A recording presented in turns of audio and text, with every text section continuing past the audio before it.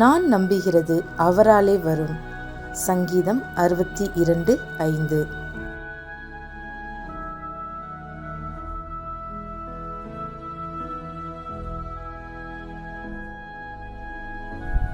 For my expectation is from him. Psalms 62:5.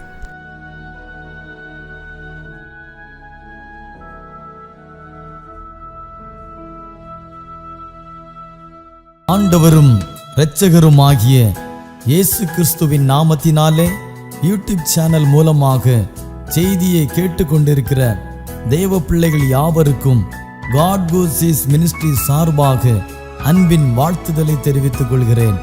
இந்த 6வது மாதமாகிய June மாதத்திலே கர்த்தருடைய கிருபையும் இரக்கமும் சமாதானமும் உங்களோடும் உங்கள் குடும்பங்களோடும் தங்கியிருப்பதாக. தேவனுடைய சமாதானம் உங்களுடைய இல்லங்களிலே உங்களுடைய தனிப்பட்ட வாழ்க்கையிலே காணப்பட வேண்டும் என்று வாழ்த்தி ஆசீர்வதிக்கிறேன். உங்களுக்காகவும் உங்கள் குடும்பங்களுக்காகவும் தினந்தோறும் ஜெபித்து வருகிறோம். தேவனாகிய கர்த்தர் இந்த மாதத்திலே நம் கண்ணீருக்கெல்லாம் ஒரு பதிலை தர உண்மையுள்ளவராயிருக்கிறார் என்பதை நான் விசுவாசிக்கிறேன். நீங்களும் அதை விசுவாசித்து தேவனுடைய நாமத்தை மகிமைப்படுத்தி உங்களை ஒப்பு கொடுங்கள். கர்த்தருடைய வார்த்தையை விசுவாசிக்கிறவர்களுக்கு தேவனுடைய வார்த்தையினால் உண்டான சமாதானமும் மகிமையும் இரக்கமும் நிச்சயம் கிடைக்கும் என்பதில் சந்தேகமில்லை. இந்த மாதத்தில் கர்த்தருடைய வார்த்தை உங்கள் வாழ்க்கையில் கிரியை செய்யும்படியாக நீங்கள் உங்களை தேவனுக்கு முன்பாக ஒப்பு கொடுங்கள்.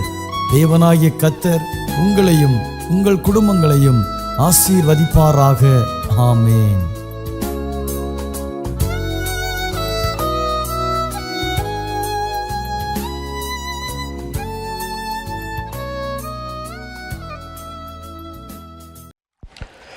Price the lord. ஆண்டவரும் இரட்சகருமாகிய இயேசு கிறிஸ்துவின் மகா பரிசுத்தமுள்ள நல்ல நாமம் மகிமைப்படுவதாக. இந்த ஜூன் மாதத்திலும் காட் கோசிஸ் மினிஸ்ட்ரி மூலமாய் உங்களை சந்திப்பதிலே மிகுந்த மகிழ்ச்சி அடைகிறேன். காட் கோசிஸ் மினிஸ்ட்ரியுடைய ஃபவுண்டராக இருக்கிற சகோதரர் தாமஸ் அவர்களோடு இணைந்த கர்த்தர் நாமத்தை மகிமைப்படுத்தி கொண்டிருக்கிற போதக பிதாக்கள் மற்றும் கனத்துக்குரியதான போதகர்கள் மற்றும் விசுவாச பிள்ளைகள் மற்றும் யூடியூப் வாயிலாக கர்த்தர் வார்த்தைகளை கேட்கிறதான உங்கள் அனைவருக்கும் ஆண்டவரின் இரட்சகருமாகிய இயேசு கிறிஸ்துவ நாமத்தினாலே நன்றியையும் வாழ்த்துதலையும் உங்களுக்கு அறிவித்துக் கொள்ளுகிறேன். ஆம் தேவ பிள்ளைகளே, நம் கடந்து வந்த பாதைகள் மிக முட்கள் நிறைந்த பாதைகள். அந்த பாதையின் வழியாக பரலோகத்தின் பரிசுத்த ஆண்டவர் இந்த மட்டுமாய் நம்மை நடத்தி வந்ததை நினைத்து கர்த்தரை ஸ்தோத்தரிக்கிறேன். எத்தனையோ மரணத்துக்கு ஏதுவான தருணங்கள், பலவீனங்கள், போராட்டங்கள், பிரதிகூலங்கள், கவலைகள், கஷ்டங்கள், பாடுகள், உபத்திரவங்கள் வந்தது. அவை எல்லாவற்றிலும் பரலோகத்தின் பரிசுத்த ஆண்டவர் கூட இருந்து நம்மை தாங்கினாரே, தேற்றினாரே. அவருடைய திவ்ய நாமத்திற்கே மகிமை செலுத்துகிறேன். இந்த ஜூன் மாதத்திலும் நம் பாடுகளை ஏற்றுக்கொள்ளும் கிறிஸ்து என்கிற தலைப்பிலே, நம்மை ஏற்றுக்கொள்ளுகிற கிறிஸ்து என்கிற தலைப்பிலே நாம் ஆண்டு வார்த்தைகளை சிந்திக்கும்படியாய் கடந்து செல்லுகிறோம். அதற்கு ஆதாரமாக பரிசுத்த வேத புஸ்தகத்திலிருந்து 2 வசனங்களை வாசிக்கிறேன். முதலாவதாக ஏசாயா தீர்க்க தரிசன புஸ்தகம் 53ஆம் அதிகாரம் 4-5 வார்த்தைகள். ஏசாயா தீர்க்க தரிசன புஸ்தகம் 53ஆம் அதிகாரம் 4-5 வார்த்தைகளை நான் உங்களுக்காக வாசிக்கிறேன். மெய்யாகவே அவர் நம்முடைய பாடுகளை ஏற்றுக்கொண்டு நம்முடைய துக்கங்களை சுமந்தார். நாமோ அவர் தேவனால் அடிபட்டு வாதிக்கப்பட்டு சிறுமைப்பட்டவர் என்று எண்ணினோம். நம்முடைய மீறுதல்கள் நிமித்தம் அவர் காயப்பட்டு நம்முடைய அக்கிரமங்கள் நிமித்தம் அவர் நொறுக்கப்பட்டார். நமக்கு சமாதானத்தை உண்டு பண்ணும் ஆக்கினை அவர் மேல் வந்தது. அவருடைய தழும்புகளால் குணமாகிறோம். கர்த்தருடைய நாமம் மகிமைப்படுவதாக. பரிசுத்த வேத புஸ்தகத்திலே குட்டி பைபிள் என்று அறியப்படுகிற ஏசாயா தீர்க்க தரிசன புஸ்தகம். ஏன் குட்டி பைபிள் என்று நாம் வாசிக்கிறோம் என்று அழைக்கிறோம் என்றால், பரிசுத்த வேத புஸ்தகத்தில் 66 புத்தகங்கள் உள்ளது போல ஏசாயா தீர்க்க தரிசன புஸ்தகத்திலே 66 அதிகாரங்கள் காணப்படுகிறது. ஆகவே பண்டிதாக்கள் இந்த புஸ்தகத்தை குட்டி பைபிள் என்று அழைக்கிறார்கள். ஏசாயா என்ற வார்த்தையின் அர்த்தம் கர்த்தர் என்னை ரட்சிக்கிறார். இங்கே நான் வாசிக்கப்பட்டதால் வேதவசனத்தில் நம்முடைய பாடுகளை ஏற்றுக்கொண்டு நம்முடைய துக்கங்களை சுமக்கிற ஆண்டவராகிய தேவன் இஸ்ரவேல் ஜனங்களை பார்த்து சொல்லுகிறான், அவர் நம்முடைய பாடுகளை ஏற்றுக்கொண்டார், நம்முடைய துக்கங்களை சுமந்தார், நாமோ அவர் தேவனால் அடிபட்டு வாதிக்கப்பட்டு சிறுமைப்பட்டவர் என்று எண்ணினோம். நம்முடைய பாடுகள் வரும்பொழுது, நம்முடைய துக்கங்கள் வரும்பொழுது, நம்முடைய கவலைகள் வரும்பொழுது, நம்முடைய கஷ்டங்கள் வரும்பொழுது நம்மை நாமே வெறுக்க வேண்டிய சூழ்நிலைமை. ஐயோ, நான் ஏன் ஒரு மனுஷனாய் இந்த உலகத்தில் பிறந்திருக்கிறேன்? ஏன் எனக்கு இந்த துக்கம்? ஏன் எனக்கு இந்த பாரம்? ஏன் எனக்கு இந்த வருத்தம்? ஏன் எனக்கு இந்த கவலை? ஏன் எனக்கு இந்த வியாகுலம் என்கிறதான சிந்தையோடு காணப்பட்டு கொண்டே இருக்கிறோம். ஆம் தேவ பிள்ளைகளே, நம்முடைய துக்கங்கள், பாடுகள், உபத்திரவங்கள், கவலைகள், கண்ணீர்கள் நடுவிலே பரலோகத்தின் நாடுடைய பரம தகப்பனுடைய கிருபையின் காரணமோடு கூட நம்மை நடத்துகிற மேலான கிருபைகளுக்கு ஸ்தோத்திரம். பைபிள் சொல்லுகிறது, அவர் நம்முடைய பாடுகளை ஏற்றுக்கொண்டார். மத்தேயு 8:17 அவர் தாமே நம்முடைய பலவீனங்கள் நமக்கு உதவி செய்கிற கர்த்தர். வெளிப்படுத்தினதின் விசேஷம் 2:10 சொல்லப்படும், நீர் படப்போகிற பாடுகளை குறித்து எவ்வளவே கவலைப்படாதே. எனக்கு அன்பான தேவ பிள்ளையே, நீ பாடுபட்டதுனாலோ நீ வேதனைப்பட ஒரு முழம் கூட்டவோ குறைக்கவோனால முடியாது. பரலோகத்தின் நாளுடைய கருத்தில் ஒப்புக்கொடு. அவர் சொல்ல ஆக அவர் கட்டளையிட நிற்கும்.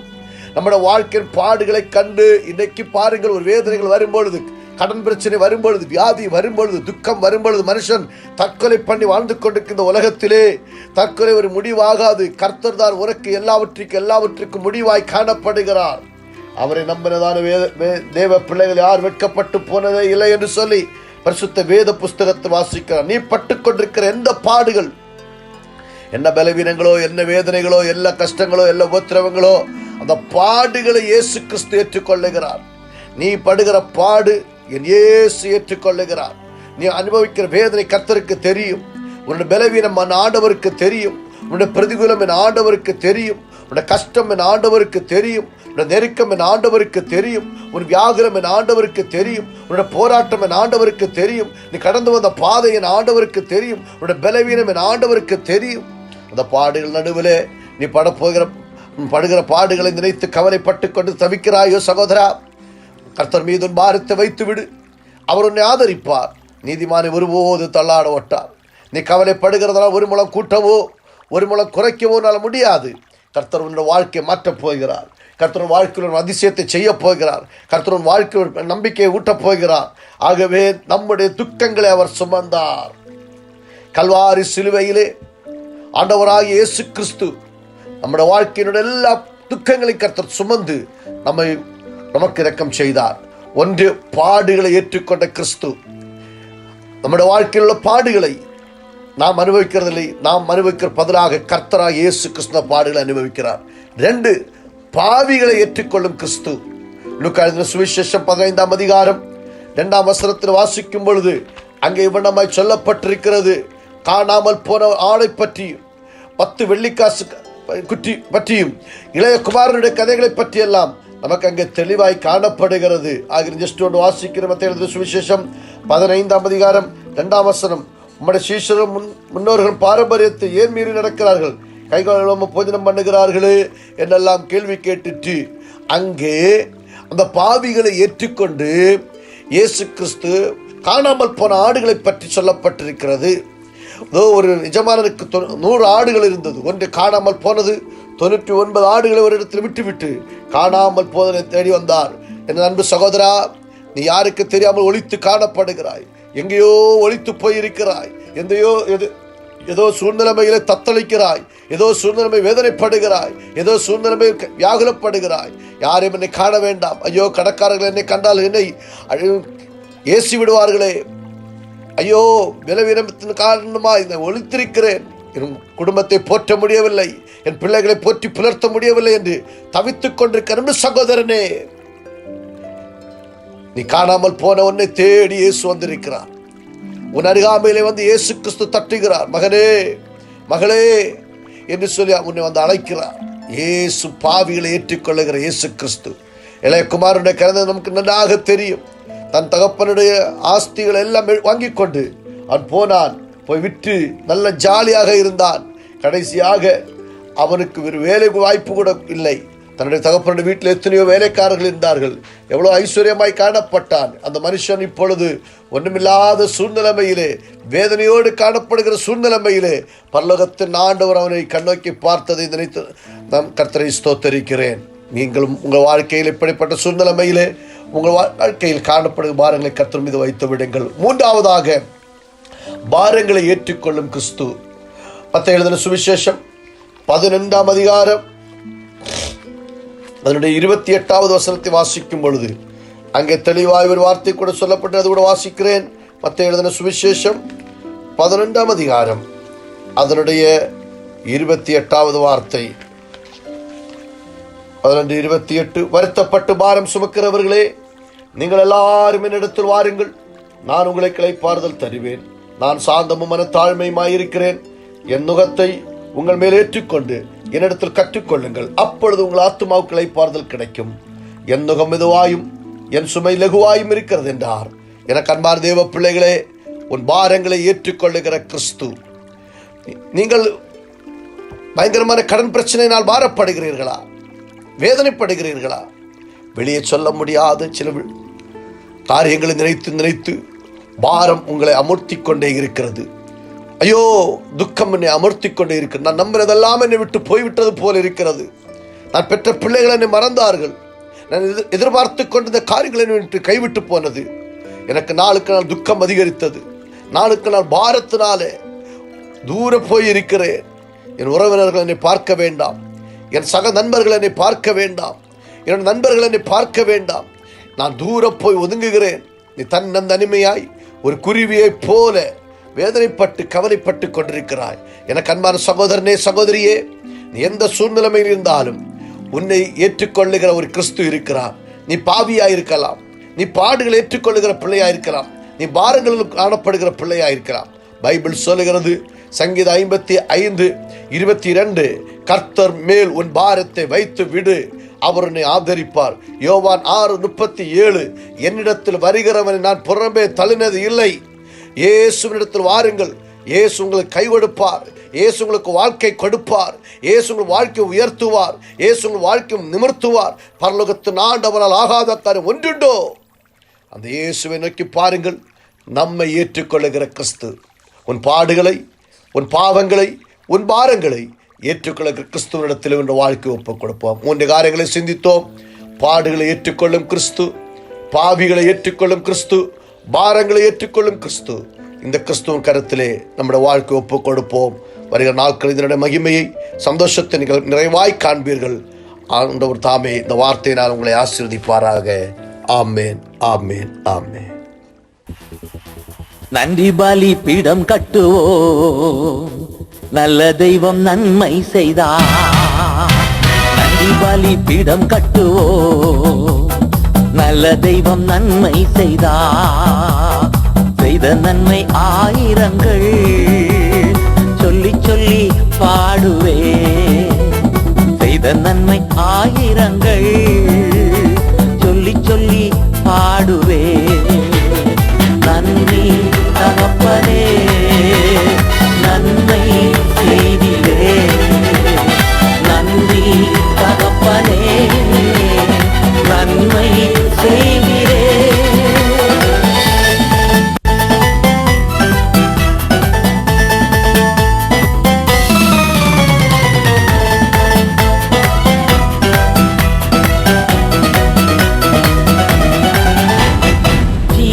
தந்து நீர் அன்பு கூர்ந்தீர், பாவம் நீங்கிட கழுவி விட்டீர். ஜீவன் தந்து நீர் அன்பு கூர்ந்தீர், பாவம் நீங்கிட கழுவி விட்டீர். உமக்கென்று வாழ பிரித்தெடுத்து உமது ஊழியம் செய்ய வைத்தீர். உமக்கென்று வாழ பிரித்தெடுத்து உமது ஊழியம் செய்ய வைத்தீர். நன்றி தகப்பனே, நன்மை செய்திலே. நன்றி தகப்பனே, நன்மை செய்திலே. நன்றி பலி பீடம் கட்டுவோ, நல்ல தெய்வம் நன்மை செய்தார்.